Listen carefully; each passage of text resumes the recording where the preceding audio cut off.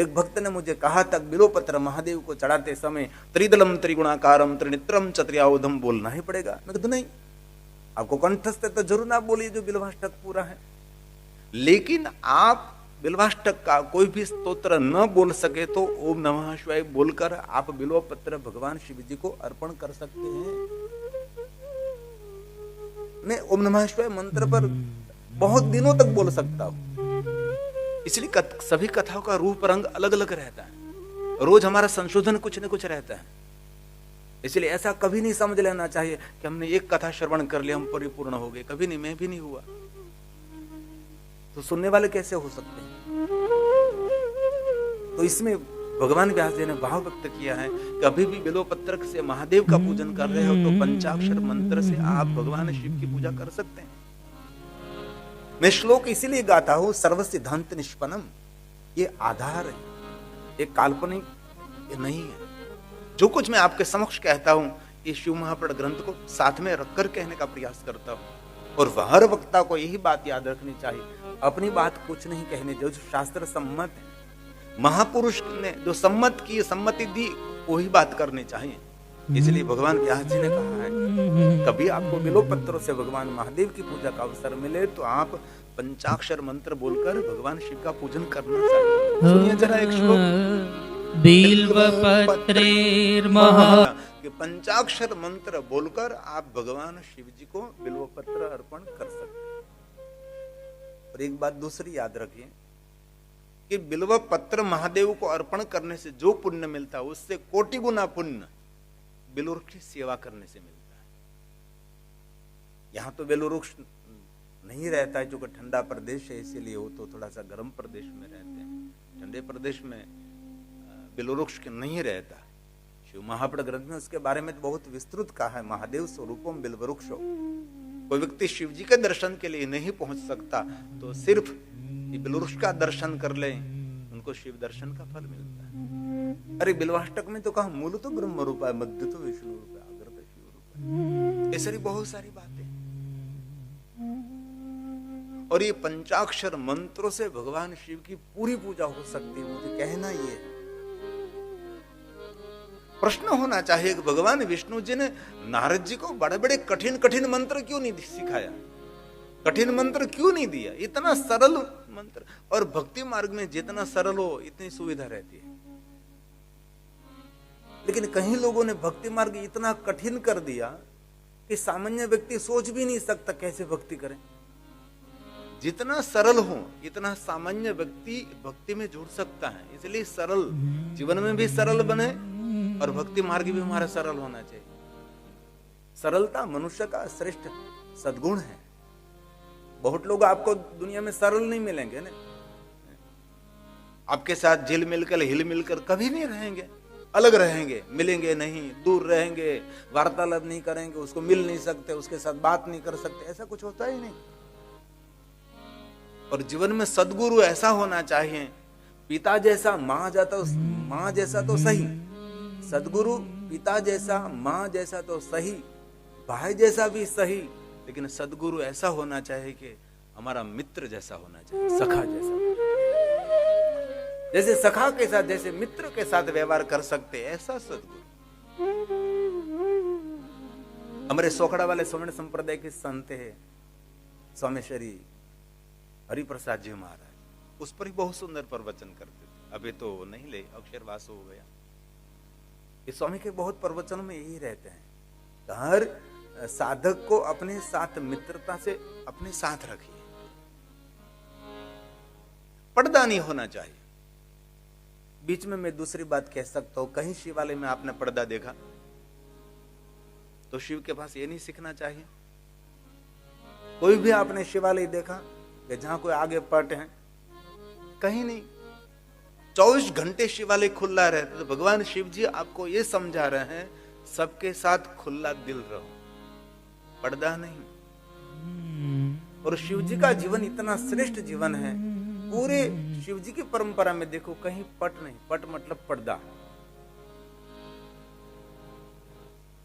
शिव जी के शिवालय में कोई पट नहीं, महादेव के जीवन में कोई कपट नहीं, एक भी कथा मुझे शिव जी की आप दिखा दीजिए कि शिव जी ने दूसरों के साथ कपट किया। हम लोग तो निरंतर कपट से ही भरे रहते हैं। शिव जी श्रेष्ठ क्यों है? उनके पास सोना चांदी हीरा मोती ठाट माट कुछ भी नहीं, तो भी देवता जिनके चरणों में झुकते हैं, उसका कारण क्या है? और ऐसा कभी नहीं मानना चाहिए कि आपके घर में सुंदर फर्नीचर है तो लोग आपके घर आ रहे हैं। आपके घर सुंदर फर्नीचर देखकर आपके घर कोई नहीं आ सकता, आपका सुंदर नेचर देखकर आपके घर लोग आते हैं। आपका स्वभाव सुंदर होना चाहिए, आपके रहन सहन ये सुंदर होनी चाहिए। इसलिए फर्नीचर की बहुत महात्मा नहीं है, आपके नेचर, आपका स्वभाव कैसा। इसलिए शिव जी का पूरा जीवन देखिए आप। शिव जी की शिवालय में कोई पट नहीं, कोई पर्दा नहीं और कहीं कपट नहीं, किसी के साथ शिव जी ने कपट नहीं किया। और तीसरी बात, शिव जी के जीवन में कोई खटपट नहीं जो हम लोग करते हैं। हम लोग उससे ऊपर ही नहीं आते। खटपट खटपट खटपट પછી કોઈને ખટપટ કર્યું ને ત્યારે અંદરથી પટપટ બહુ થાય। હારું આ કહી દે, ચારું નામ આપી દે તો ડખો થઈ જાય। કોઈની ખટપટ કરવી ને ત્યારે એ માણસ પાસે એની કહી આવે કે આ માણસે તમારા માટે આમ કીધું તો કેવી ઉપાધિ થઈ પડે। રાતની નીંદર ઉડી જાય આપણી, સારું કર્યું ન હોત તો સારું હતું। जीवन जीने के लिए बहुत सारे नियम है, थोड़े नियम का अनुसरण करो, जीवन में आनंद ही आनंद है।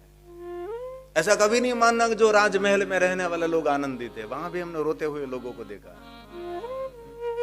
और झुपड़े में हमने हंसते हुए लोगों को देखा। ऐसा कभी नहीं मानना कि आपके बहुत राजमहल है, ठाट माट है, बहुत बड़ा बैंक बैलेंस है तो ही आप हंसते रहो, ऐसा कुछ भी नहीं है। इसलिए शिव जी की जीवन की एक विशेषता है, उसके चरित्र की विशेषता है। और ये प्रश्न होना चाहिए कि भगवान विष्णु जी ने नारद जी को पंचाक्षर मंत्र क्यों दिया?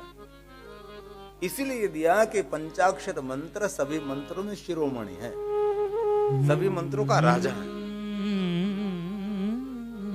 अभी तो मेरे पास कम समय, इसलिए बहुत कुछ नहीं मैं बता सकता। बाकी विश्व के सभी देवी देवताओं का मंत्र सिद्ध करो, ये पंचाक्षर मंत्र सिद्ध नहीं होता।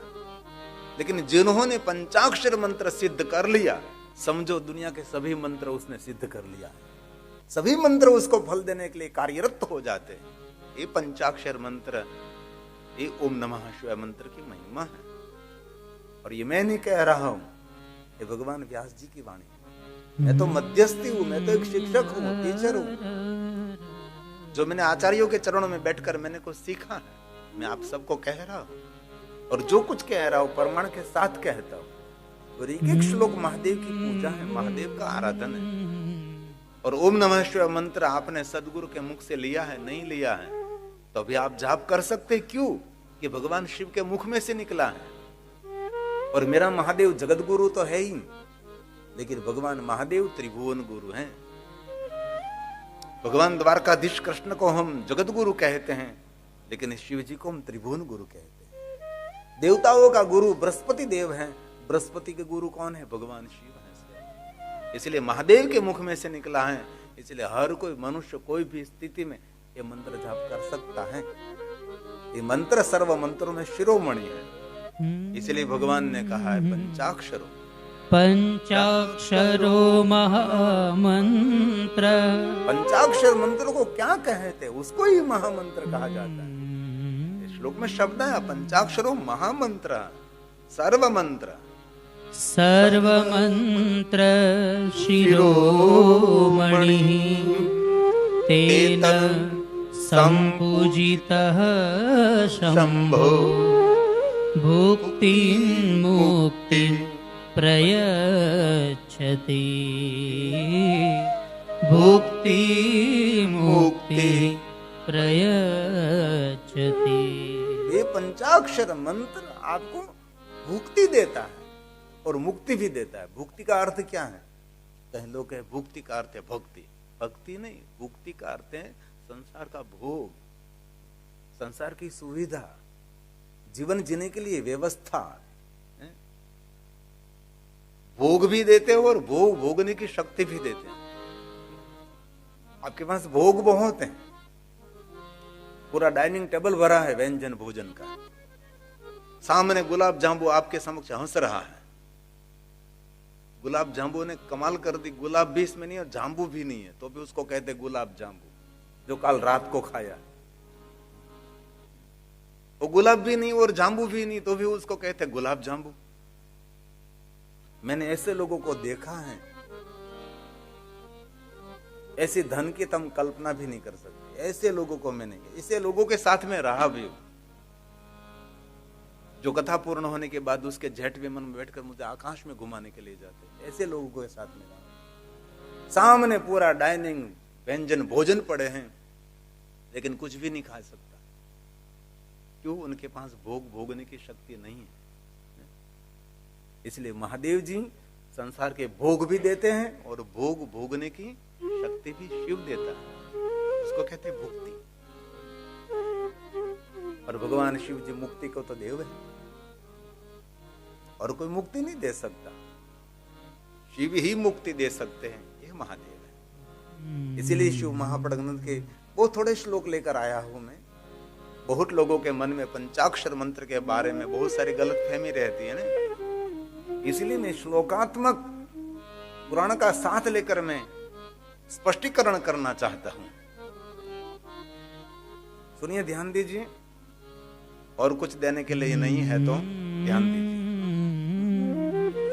इसमें जो कहा है, सदाचार विहीन, आचार विचार विहीन जो पतित हैं, जिनका जीवन का कोई मूल्य ही नहीं है, अति गंदा जीवन जी रहा है,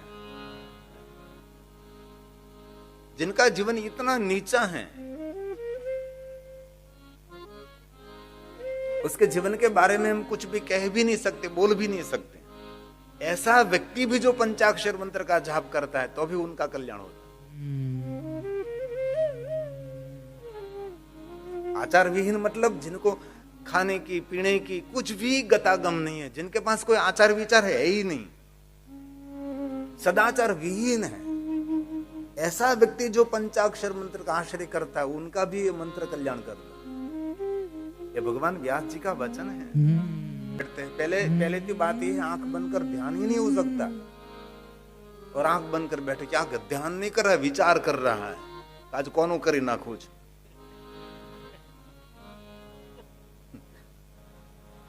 ध्यान की प्रक्रिया कितनी कठिन है, इसलिए कहा कलयुग है। कलयुग अंदर नाम की एकदम सरल है। पंचाक्षर मंत्र का जाप तो स्नान करके पवित्र अवस्था में कर सकते हैं।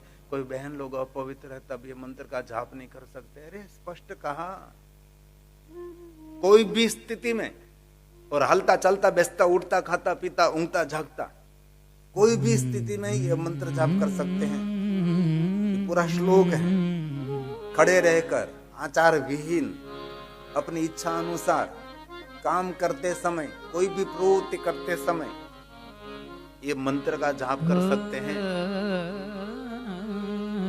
ये श्लोकात्मक इसीलिए मैं गा रहा हूं कि बहुत सारे लोगों के मन में गलत फहमी है कि हम नहीं कर सकते। ऐसा कुछ है ही नहीं। हर पल इस मंत्र के साथ आप निरंतर जुड़े रहिए। कोई भी स्थिति में ये मंत्र जाप कर सकते हैं। ये भगवान ने कहा, व्यास जी ने गाया है। गच्छतिष्ठतो वापि, खड़े होकर चलते चलते, स्वेच्छया कर्म कुर्वतः, कर्म कुर्वतः, काम करते समय। यहाँ ध्यान, कौन आ रहा है कौन जा रहा है इसमें जीवन कम पड़ जाएगा। कौन आ रहा कौन जा रहा, इसमें हमारा जीवन बीत रहा है ना, और कोई तो हो ही नहीं रहा। अभी तो कहीं लोगों का जीवन फेसबुक देखने में जा रहा है। ऊपर नीचे ऊपर नीचे, ऊपर भी नहीं आता और तलिया भी नहीं आता, ऐसे ऐसे पूरे दिन। और घना घना लोगों ने आंखों पण હવે તો મેં હું પણ હવે जीवन के समय का सबसे बड़ा चोर उनको कहते हैं मोबाइल। जीवन के समय की चोरी कर रहा है ये मोबाइल। और एक बात याद रखना, मोबाइल नहीं है आपके लिए बॉम्ब है। और समय दूर नहीं है, आज से कल लोग मोबाइल से भाग जाएंगे, फेंक देंगे मोबाइल को। जीवन के समय को ग्रस्त कर रहा है ये मोबाइल। आजकल बहुत सारी माता भी ऐसी होती हैं, अपना बच्चा शरारती होते, बहुत तूफानी होता है तो मोबाइल पकड़ा देती है, तो बड़ा होकर मां की सेवा नहीं करेंगे, वो मोबाइल की सेवा करेगा।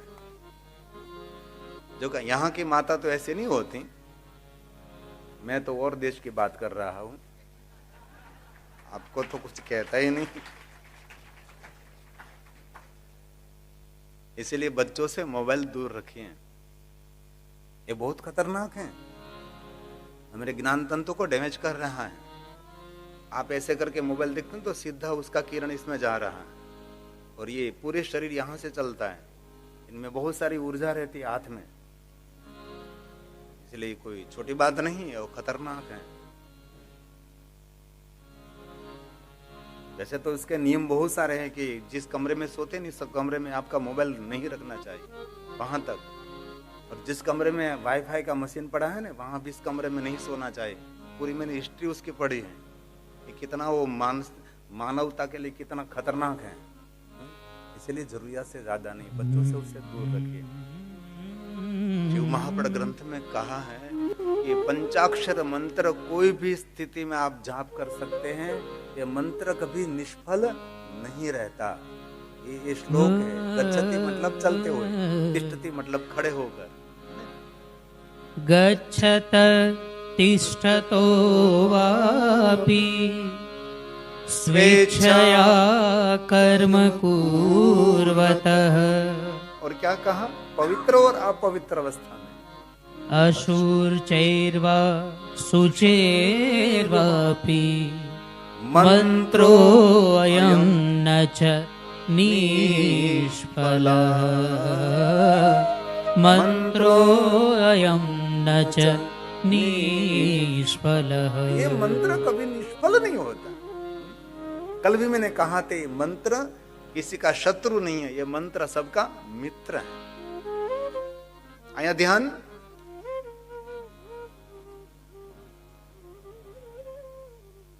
इसीलिए हर पल इस मंत्र आपके जिह्वा पर रहना चाहिए। जीवाग्रे वर्तता सफलम जीवितम। जिनके जीवा पर यह मंत्र रहता है उसका जीवन सफल समझो। इसमें क्या है बड़ी बात है, ये भी करिए।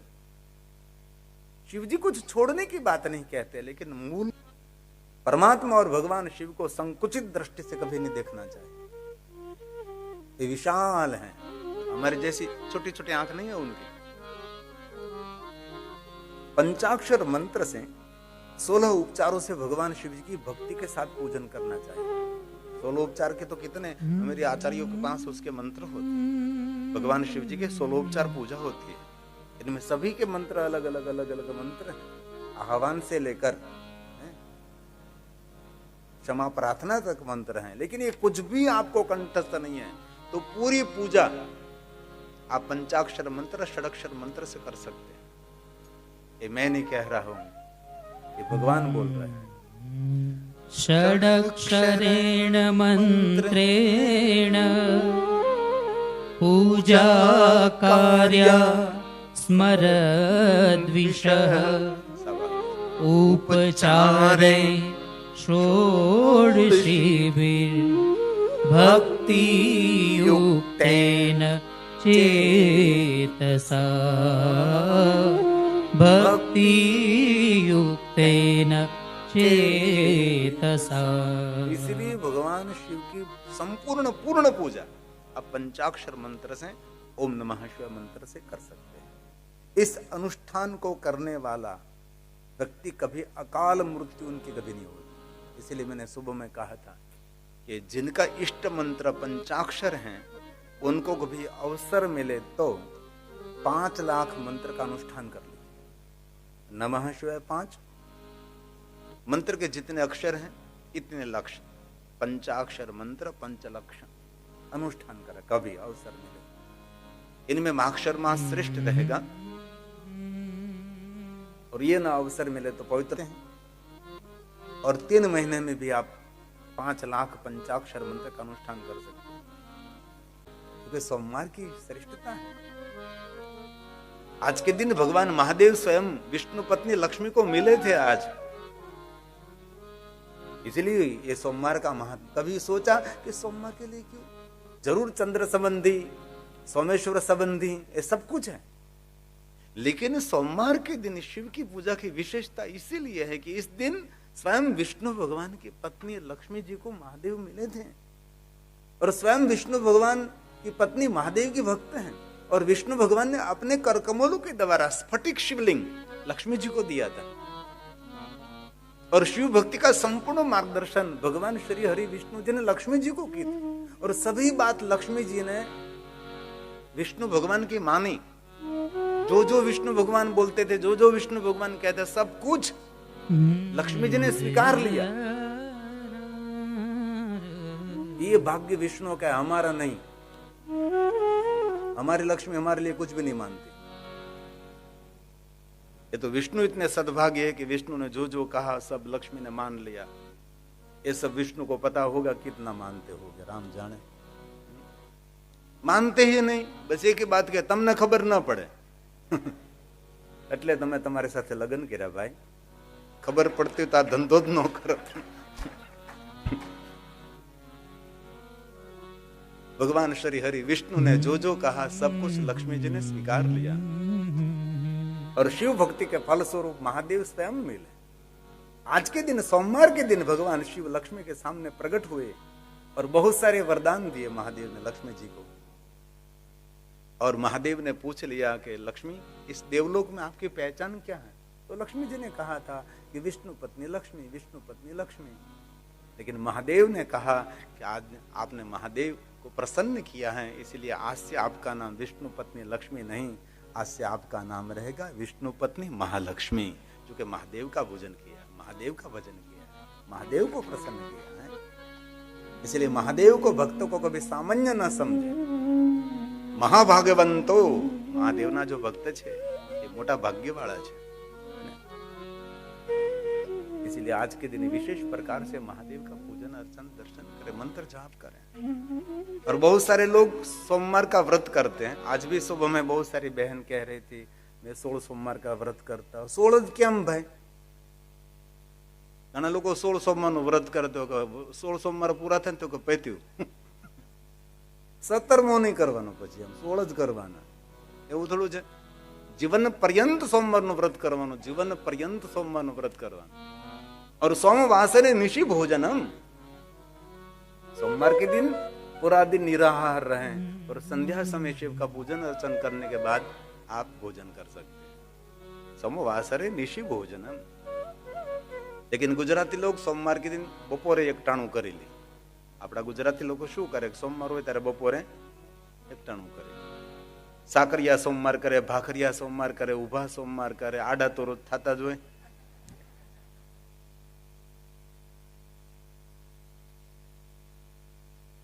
ભલે સાકરિયા સોમવાર ન કરો, ભાખરિયા સોમવાર ન કરો, ઊભા સોમવાર ન કરો, આડા સોમવાર ન કરો, પણ મૌન સોમવાર કરવા, જેથી કરીને અઠવાડિયે એક દિવસ શાંતિ।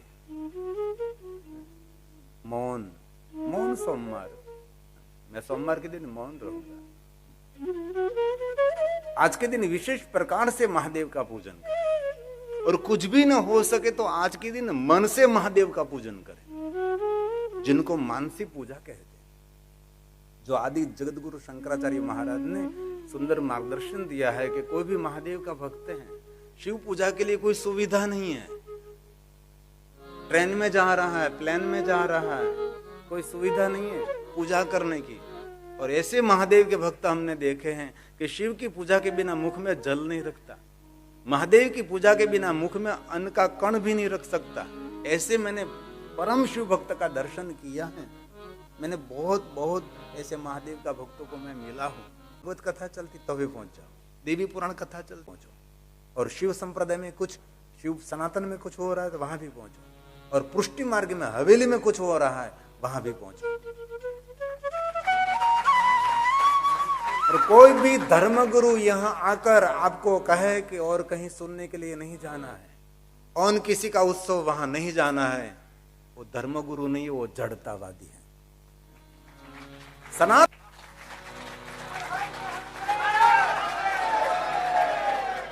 ऐसे हम बिखरते रहेंगे, टूटते रहेंगे तो हमारे मंदिर भी टूटते रहेंगे। तोड़ने के लिए लोग हैं। आप याद रखना, सनातन को चारों तरफ से खतरा है। भारत में एक परंपरा है अनईश्वरवादी। ये लोग बड़ा संगठन बना रहे हैं, बड़ा संगठन बना रहे हैं। हम ब्रह्मा को नहीं मानेंगे, विष्णु को नहीं मानेंगे, हम शंकर को नहीं मानेंगे, राम कृष्ण को हम नहीं मानेंगे। ऐसी बहुत सारी झुंबेश चल रही है, आपको पता नहीं।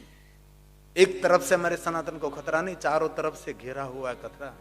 लेकिन हम लोग अलग अलग हो रहे हैं। इनकी तो बहुत इच्छा है, लेकिन सबने मिलकर कहा कि नहीं जाना है। इतना आक्रोश व्यक्त किया था पूज्य बापू ने।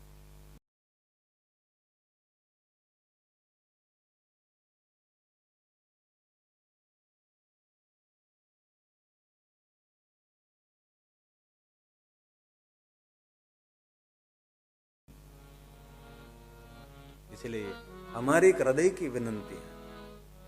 आप परम शिव भक्त हैं, लेकिन हवेली में आपका पहला स्थान होना चाहिए। आप परम शिव भक्त हैं, सौम्य संप्रदाय में कुछ है तो पहले खड़े रहना चाहिए।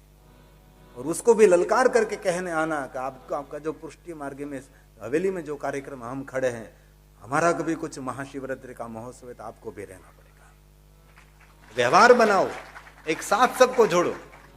इतना बड़ा संगठन होना चाहिए, इतना बड़ा संगठन होना चाहिए। और जो मंदिर है, मंदिर के पुजारी के पास पूरे समाज का उसके पास कांटेक्ट होना चाहिए। हमारा पुजारी क्या करता है? आरती उतारते और संकल्प करते हैं। और क्या करते हैं? जितने यहाँ हमारे भारतीय लोग हैं, ऐसा नहीं गुजराती, जितने भारतीय लोग हैं, तेलुगु, तमिल, मलयालम, गुजराती, हिंदी भाषी, उत्तर भाषी, कोई भी, बंगाल के कोई भी, उन सबका संपर्क एक स्थान पर होना चाहिए। और सहन कर सकता है जो मान से भरा है। आपका कोई अनादर करे और उसका आप सामने अनादर कर दो तो आप और उनमें कोई फर्क नहीं। और आपका कोई अपमान करे तो भी आप मुस्कुराहट से बाहर निकल जाए, कोई बात नहीं। ये शिव भक्ति के लक्षण है। और आपके लिए कोई गंदी गंदी बातें करें और उनके लिए आप उसके लिए गंदी गंदी बातें करने लगो तो उनमें और आप में कोई फर्क नहीं है। लेकिन आपके लिए कोई गंदी गंदी बातें करे और आप उनके लिए शुभ बोले, इनमें आपकी महानता है, इनमें आपकी सज्जनता है। कौन अपमान सहन कर सकता है जो स्वयं मान सम्मान से भरा हुआ है? इसलिए जहर कौन पी सकता है जो स्वयं अमृत से भरा है? जब शंकर भगवान ने विषपान किया ना, तब पार्वती ने भगवान शिव जी को बहुत डांटा था। જેવી રીતે આપણા ઘરમાં આપણી પત્નીને આપણી પત્ની આપણે ધોકા વિના નાખે, કોઈને કહેવાય નહીં, સહેવાય નહીં। એ રીતે શંકર ભગવાન ને ભાઈ પાર્વતી को कहा था, તમારે શું પીવાની જરૂર હતી? એટલા બધા દેવતાઓ હતા, હાલા મોટા ઉપાડ ઝેર પી લીધું, આ કંઠ કેટલો કાળો થઈ ગયો, ઠપકો તાપે જ ને। खानगी में पार्वती ने कहा कि आपको करने की क्या जरूरत थी? इतने देवताओं का बड़ा समूह था और आप निकल गए विषपान करने के लिए। देवता बड़े स्वार्थी हैं। पार्वती बहुत बहुत महादेव के सामने बोलने लगी थी, क्यों जहर पिया आपने? तब महादेव ने कहा कि हे पार्वती, ये सभी देवता मेरे भक्त हैं, निरंतर मेरी भक्ति करते हैं और मेरे भक्तों को मैं प्रेम तो करता हूँ, लेकिन मेरे भक्तों को मैं प्रेम से ज्यादा वात्सल्य करता हूँ। माँ अपने बच्चे को प्रेम करती है, लेकिन प्रेम से ज्यादा माँ अपने बच्चे को वात्सल्य करती है। ये सभी मेरे शिव भक्त हैं, सभी देवता, और मैं देवताओं को मैं वात्सल्य करता हूँ। प्रेम और वात्सल्य में बहुत फर्क है। प्रेम किसी को भी आप कर सकते हैं, लेकिन वात्सल्य सबको नहीं कर सकते। ये तो मातृत्व कर सकता है वात्सल्य, गोद में लेकर अपने अपने अपने ऊर में धारण कर देते हैं। इसलिए मेरे भक्तों को मैं प्रेम तो करता हूँ, लेकिन उससे ज्यादा मैं वात्सल्य करता हूँ। ये भगवान शिव ने कहा, इसलिए मैंने विष पिया। विषं पीतं सुरार्थं हि भक्त वत्सल्य भावद्रक। मेरे देवता मेरे भक्त हैं, और मेरे भक्तों को मैं वात्सल्य करता हूं। मां कभी अपने बच्चों का कष्ट नहीं देख सकती, माता पिता अपने बच्चों को कभी दुख नहीं दे सकते हैं। इसलिए हे पार्वती, ये सभी देवता मेरे हैं, मेरे भक्त हैं। देवताओं के कष्ट में नहीं देख सकता, इसलिए सभी देवताओं के कष्ट को दूर करने के लिए मैंने वात्सल्य भाव से विषपान किया है। सर्व देवता मेरे परम भक्त हैं। देव कष्टम भूतं यत्न सर्व देव मया सुरा सर्व देव मया सुरा। और मैंने वचन दिया है पार्वती, कोई भी मनुष्य मेरा भक्त मेरी भक्ति कर रहा है, उन पर कोई विपत्ति आ पड़ती है तो मेरा भक्त मुझे कहता नहीं है कि मुझे विपत्ति से दूर करो। वो तो देवताओं को कहना पड़ता है, लेकिन मैं देव तो नहीं हूं कि मुझे कहना पड़े। मुझे इतने सर्व देवता मुझे महादेव क्यों कहते, इसीलिए तो कहते हैं। कोई मांगे और देते हैं, उसको तो देव कहा है। मेरे पास किसी को मांगना नहीं पड़ता, इससे पहले मैं उसको दे देता हूं। ये मेरी श्रेष्ठता है पार्वती। और मैंने मेरे भक्तों को वचन दिया है, मेरे भक्त पर कोई विपत्ति पड़ती है तो मुझे कहना नहीं पड़ता, मैं इसी समय उसके पास पहुंच जाता हूं। ये भगवान शिव जी ने वचन है, यदा यदा यदा यदा विपत्तिं हि भक्तानां भवति क्वचित्। कभी भी मेरे भक्तों पर कोई कष्ट कोई दुख आ पड़ता है, मेरे भक्तों को मुझे कहना नहीं पड़ता, इससे पहले मैं मेरे भक्त के पास पहुंच जाता हूं। ये मेरा वचन है मेरे भक्तों को, यदा यदा कभी भी यदा यदा विपत्तिं हि भक्तानां भवति क्वचित् तदा तदा इसी समय पहुंचता हूं। तदा तदा हरम्याशु तत्क्षणात् सर्वशः सदा तत्क्षणात् सर्वशः सदा। तत्क्षण इसी समय, मुझे कहना नहीं पड़ता। इसलिए हम कहते हैं कोई भी संप्रदाय में कोई भी परंपरा में है, आप आपका भला करना चाहते हैं तो महादेव को कभी छोड़ना नहीं, महादेव को कभी भूलना नहीं। निरंतर महादेव को याद करे, जीवन में कोई फरियाद नहीं रहेगी। मेरा महादेव ऐसा है, योग्यता के अनुसार नहीं देता, आपकी योग्यता नहीं है तो भी महादेव देता रहता है, लुटाता रहता है। ये मेरा महादेव, ये शिव जी। इसलिए जिन्होंने शिव भक्ति कर ली, समझो उसने जन्म सफल कर लिया है।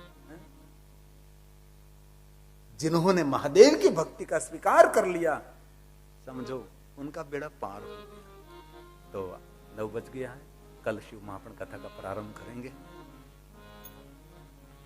बहुत कुछ कहने का तो बहुत कुछ मन हो रहा है। वक्ता की हालत कैसी होती है पता है? छोटा सा बालक है और माँ दूध पिलाना चाहती है, माँ के पास इतना दूध है, इतना दूध है, लेकिन बालक पीने के योग्य भी नहीं है।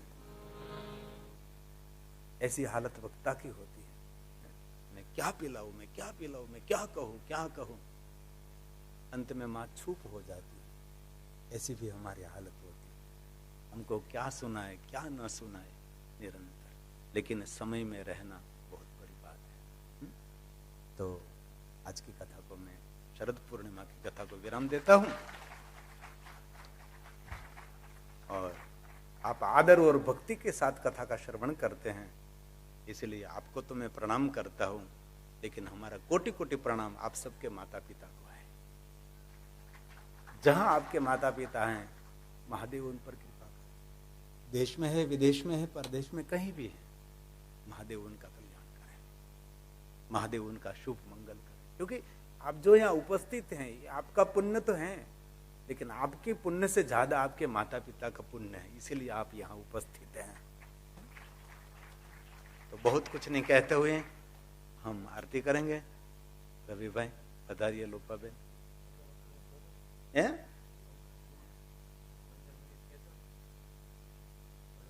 પ્રસાદ આવવાનો બાકી છે થોડોક.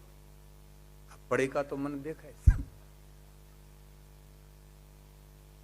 આમ તો જો અત્યારે 9 વાગે આપણે આરતી કરશું, ત્યાં 15 મિનિટ તો થઈ જાય, 15-20 મિનિટ તો થઈ જશે. તોય તમે આ લોકો તો શંભુ તો અવધૂત હે તો અવિનાશી. સરસ તમને સંભળાવો મારી